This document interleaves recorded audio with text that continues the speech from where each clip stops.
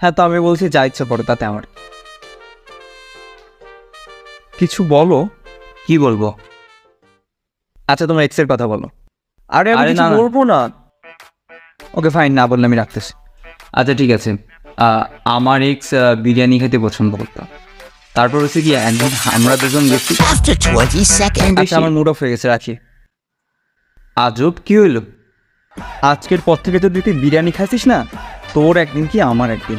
আরে কিসের মধ্যে কি পান্তা ভাতে? কি পান্তা ভাতে ঘৃণা তো, তোরে আমি বোরহানির সাথে বেশ গুলাই খাওয়াবো। এর মধ্যে বিরিয়ানি কি দোষ করলো? না, বিরিয়ানি দোষ করে নাই তো, দোষ করছে আমি দোষ করছি তোর সাথে প্রেম করে। শোনো, সে আমার এক্স, এখন তারা নিয়ে আমাদের সমস্যা আর কি আছে?